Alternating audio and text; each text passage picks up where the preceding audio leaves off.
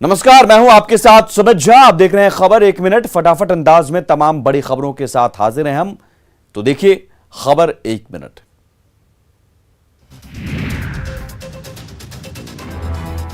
Lockdown और corona के बढ़ते खतरे के बावजूद लोग मानने को तैयार नहीं हैं। राजधानी पटना के ग्रामीण इलाके की तस्वीर देखिए।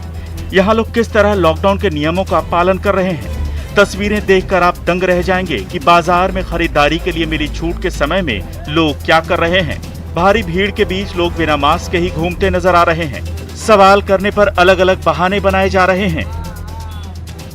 मास्क नहीं लिए हुए सर, गमछी लिए हुए हैं। क्यों नहीं लेते हैं ये बताइए। अब क्यों नहीं लेते हैं सर, हम इधर देहात कमाए वाला खाए वाला आदमी है, कितना लगा नहीं आता है। आता तो रोक सगर है सर, रोक नहीं कहाँ क्यों नहीं पहनते? पहनते हैं, नहीं लेके आए सब्जी बेच चले हैं। अब हो जाएगा सर, अब क्या करें, गमछी ऐसे रखे हुए हैं सर। हो जाएगा। अब मरने हैं सर, तो मरना है, मर जाएंगे, क्या करेंगे। हम लोग गरीब आदमी है सर, तो कौन करेंगे। क्या हो गया, गरीब को जीने का हक नहीं है। जी रहे हैं सर किसी तरह से। क्या नाम है?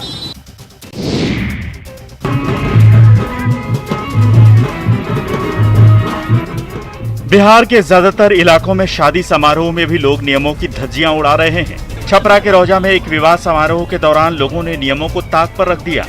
यहाँ लोग सोशल डिस्टेंसिंग की धज्जियां उड़ाते नजर आए। विवाह समारोह में डांसर के साथ कई लोग ठुमके लगाते दिखे। इस दौरान अधिकांश लोगों के चेहरे से मास्क भी गायब रहा।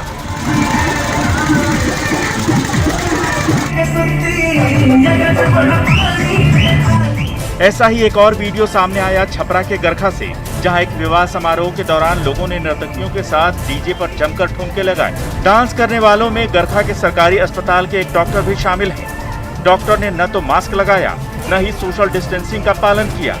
कोरोना के बढ़ते मामलों को देखते हुए सरकार ने लॉकडाउन लगाया है, लेकिन शादी विवाह के लिए भी गाइडलाइन जारी किए गए हैं। इस गाइडलाइन का छपरा में धड़ल्ले से उल्लंघन किया जा रहा है।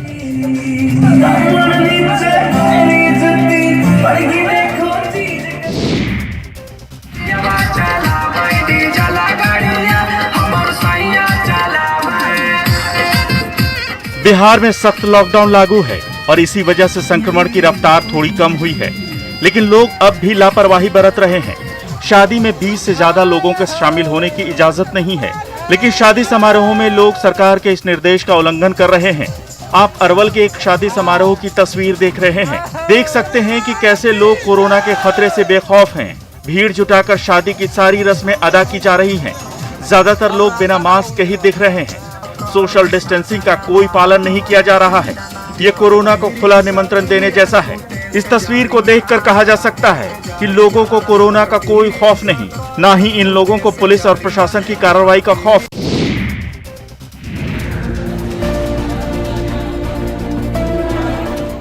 लॉकडाउन के उल्लंघन की हमने कई तस्वीरें आपको दिखाई, लेकिन कुछ लोग ऐसे भी हैं जो लॉकडाउन के निर्देश और कोविड प्रोटोकॉल का सख्ती से पालन कर रहे हैं। पटना के सैदपुर इलाके के इस युवक ने बिना ताम झाम के अपनी शादी की। न बाजा, न बाराती और न पटाखों का शोर। दूल्हा अकेले ही घोड़ी पर निकल पड़ा अपनी दुल्हन को लाने। इस शादी में दूल्हे के अलावा सिर्फ 5 लोग ही बाराती थे। हालांकि जब दूल्हे से पूछा गया कि इस लॉकडाउन में शादी का माहौल कैसा है, तो उसका जवाब था कोरोना के खतरे को देखते हुए लॉकडाउन का पालन तो करना ही पड़ेगा और सरकार का आदेश है कि शादी में ज्यादा लोग शामिल न हो, जिसका पालन किया जा रहा है। बहुत दुख सब चीज कैंसिल हो गया, डीजे वजह सब कैंसिल हो गया। ये शादी उन लोगों के लिए एक सबक है जो अब भी दिखावे के नाम पर कोरोना को न्योता दे रहे हैं।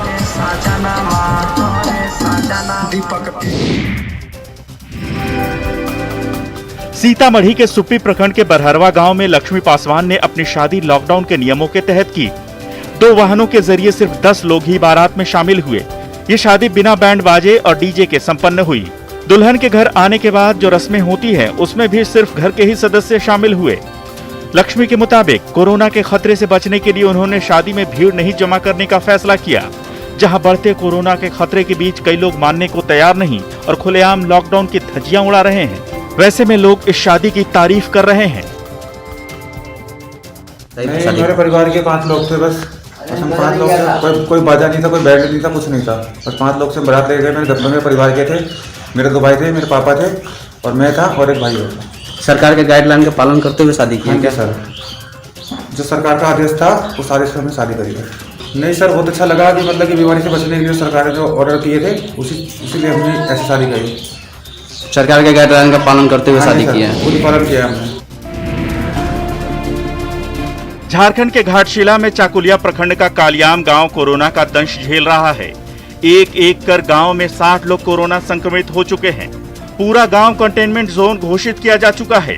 ऐसी हालत में कंटेनमेंट जोन में रहने वाले लोगों को भोजन की दिक्कत होने लगी। कई लोग ऐसे थे जिनके घर के सभी सदस्य संक्रमित हो चुके हैं। गरीबी की हालत में वे अपने भोजन का इंतजाम तक नहीं कर पा रहे थे। चाकुलिया के लादूराम जोशी सेवा संस्थान ऐसे ही लोगों की मदद कर रहा है। संस्था के लोग ऐसे लोगों को अनाज का पैकेट दे रहे हैं। जो दौर है, कई ऐसे परिवार हैं, खासकर मैं इस गांव की बात कर रहा हूं जहां 60 पॉजिटिव अभी तक पाए गए हैं और उसमें कई परिवारों की ये स्थिति है कि ना तो वो घर से निकल सकते हैं, ना उन्हें किसी तरह की कोई मदद मिल रही है। तो मैंने सोचा क्यों ना उनको अपने स्तर से सहयोग किया जाए और आज हमारे लोकप्रिय सांसद मेरे भाई विद्युत महतो जी ने भी मुझसे फ़ोन पर बात की। उन्होंने भी कहा कि भाई देखिए जितना सहयोग हो सकता है उनको करना चाहिए। कोरोना के कारण स्वास्थ्य व्यवस्था पर बुरा असर पड़ रहा है। ऑक्सीजन के साथ साथ ब्लड की कमी से भी मरीज परेशान हैं। ऐसी गंभीर स्थिति में छपरा के सदर अस्पताल में ब्लड की कमी हो गई है। छपरा सदर अस्पताल में 1000 यूनिट ब्लड रखने की क्षमता है, लेकिन फिलहाल सिर्फ 25 यूनिट ही ब्लड उपलब्ध है। सदर अस्पताल के मुताबिक वैक्सीनेशन के कारण लोग ब्लड डोनेट नहीं कर पा रहे हैं। जो है युवा लोग 18 वर्ष से 44 वर्ष वाला में आया है ब्लड डोनेशन अभी सुइया के लिए, कोविड वैक्सीनेशन के लिए।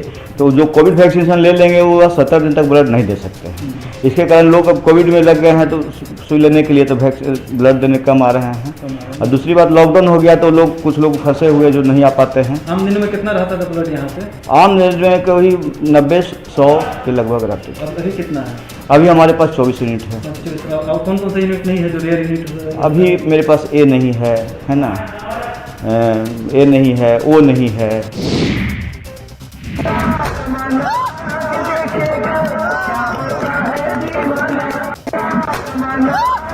जमुई में रिसेप्शन में हर्ष फायरिंग का एक वीडियो वायरल हो रहा है।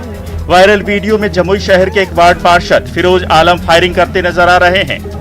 वीडियो 26 अप्रैल का बताया जा रहा है।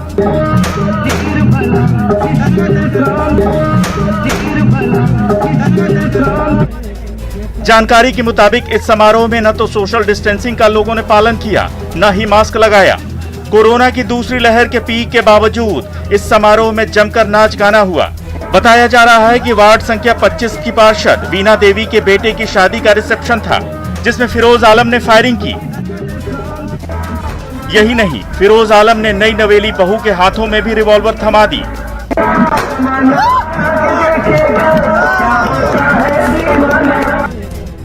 जमुई में वायरल हो रहे इस वीडियो की सत्यता की न्यूज़ 18 पुष्टि नहीं करता।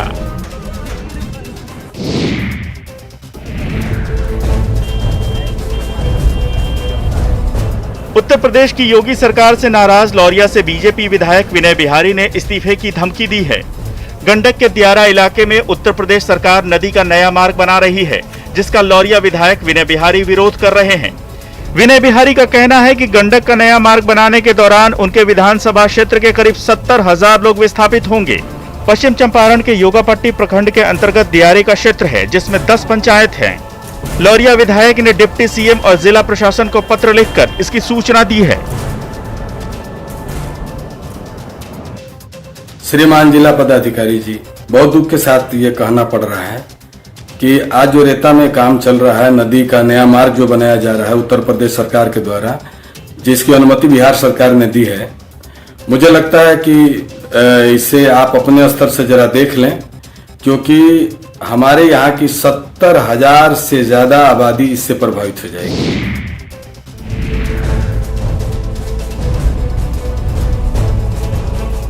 कोरोना काल में जनता परेशान है और अपने सांसदों विधायकों को याद कर रही है, लेकिन जब विधायक और सांसद क्षेत्र में नहीं मिल रहे तो उनके लिए लापता का पोस्टर लगाया जा रहा है।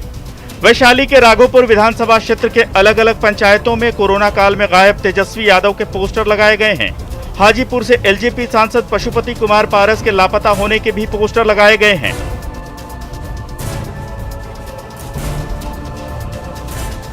पोस्टर में दोनों नेताओं को कोरोना महामारी के दौर में क्षेत्र से लापता बताया गया है।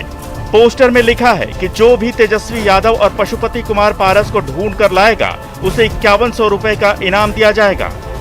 पोस्टर राघोपुर दियारा के ग्रामीण इलाकों में दीवारों और बिजली के खंभों पर लगाए गए हैं, लेकिन ये पोस्टर किसके द्वारा चिपकाया गया है इसकी जानकारी नहीं है।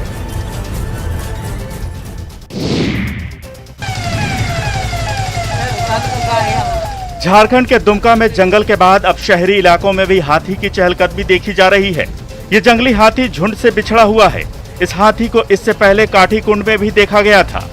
अब तक ये हाथी कई लोगों की जान ले चुका है और उसके बाद अब ये शहर में घुस आया है, जिसके बाद शहर के लोग खौफजदा हैं। हाथी ने गर्ल्स स्कूल के गेट को भी तोड़ दिया। काफी देर तक स्कूल में रहने के बाद हाथी ने होटल मेहर गार्डन की दीवार को भी क्षतिग्रस्त कर दिया। जंगली हाथी ने शहर के रसिकपुर सोनुआ डंगाल के एक व्यक्ति को कुचलकर गंभीर रूप से घायल कर दिया। उसे बेहतर इलाज के लिए कोलकाता रेफर कर दिया गया है। यह पहला मामला है जब जंगली हाथी शहर में घुस आया है।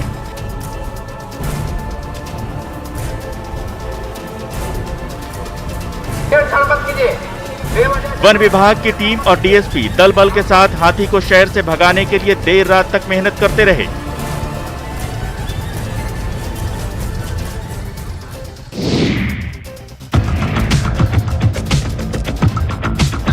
भारतीय महिला क्रिकेट टीम में चुने जाने के बाद झारखंड की इंद्राणी रॉय ने न्यूज 18 को भेजे एक वीडियो संदेश में अपने चयन पर खुशी जताई है।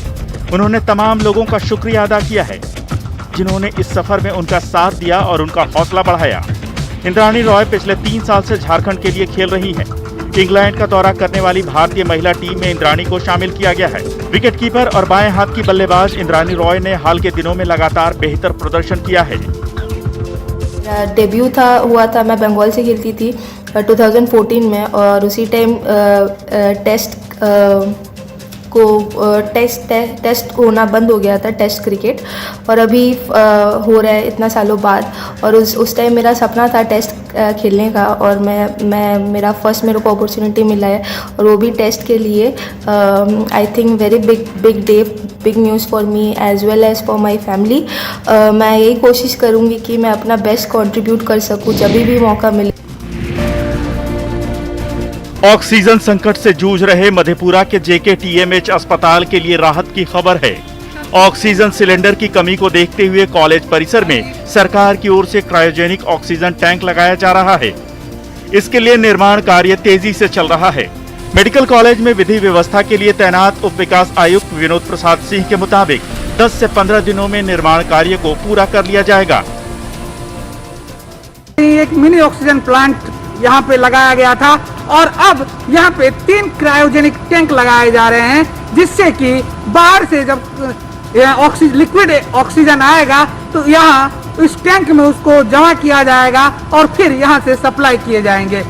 बताया जाता है कि 15 से 20 दिनों में यह जो टैंक है वो बनकर तैयार हो जाएगा, और बड़ी राहत जो है वो ऑक्सीजन सप्लाई में मध्यप्रदेश जननायक कर्पूरी ठाकुर मेडिकल कॉलेज को मिलने वाली है। खबरें अभी और भी हैं, लौटते हैं बस थोड़ी ही देर में।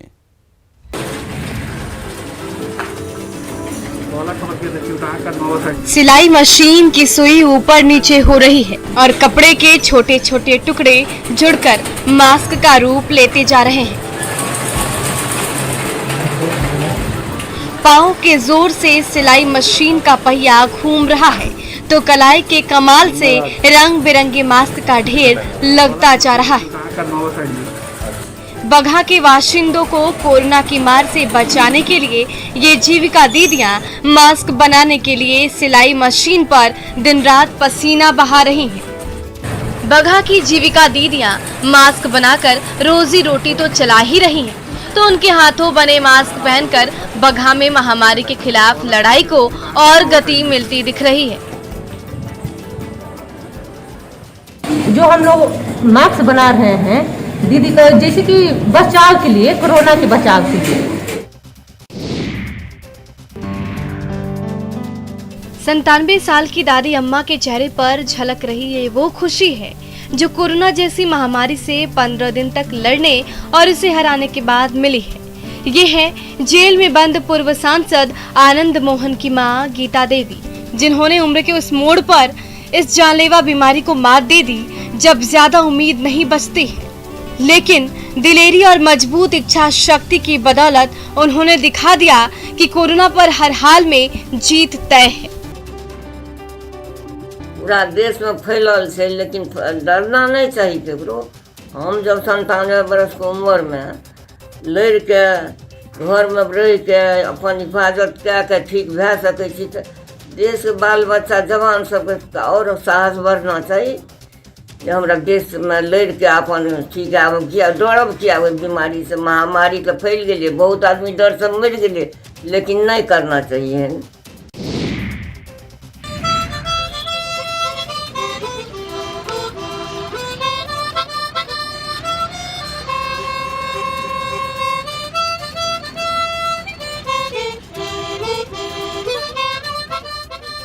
माउथ ऑर्गन से जब ये धुन निकलती है, सुनने वाला उसमें खो जाता है।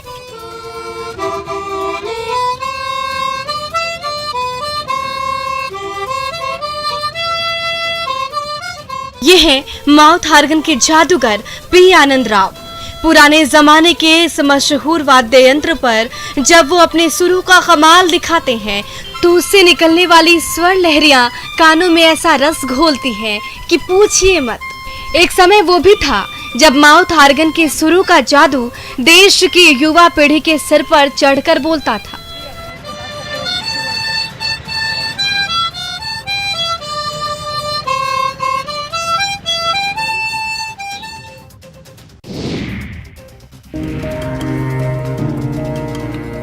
जायकेदार सब्जी से पतीला पूरी तरह से लबालब है, तो रोटी से भरी टोकरी भी रखी हुई है। सब्जी और रोटी की सौगात के साथ नवादा रेलवे स्टेशन के बाहर खड़ा ये ई रिक्शा कोरोना काल में गरीबों और असहायों के लिए वरदान साबित हो रहा है। खाने की थाली लेने के लिए छोटे छोटे बच्चे आ रहे हैं, दादी अम्मा कतार में खड़ी हैं, तो दिहाड़ी पर खटने वाले मजदूर भी रोटी और सब्जी से भरी थाली लेकर टूट पड़े हैं अपनी भूख मिटाने। इनमें से कई ऐसे गरीब हैं जिन्होंने पिछले कुछ दिन से ठीक से खाना तक नहीं खाया है। ऐसे समय में ई रिक्शा उन जैसे गरीबों और भूखों के लिए वरदान साबित हो रही है। किसी न किसी तरह से खाना मिल जाता है, लेकिन उनके परिवार जो आते हैं वो लॉकडाउन के कारण इधर उधर भड़क रहे हैं और खाना के में असुविधा होती है। आगे बढ़ते हैं। नेटवर्क 18 ये सुनिश्चित करना चाहता है कि हर भारतीय को कोविड-19 टीका मिले। टीकाकरण जागरूकता बढ़ाने के लिए नेटवर्क 18 और फेडरल बैंक की पहल संजीवनी अ शॉट ऑफ लाइफ को सपोर्ट करें। हेल्थ एक्सपर्ट अपोलो 24/7 आपके साथ है।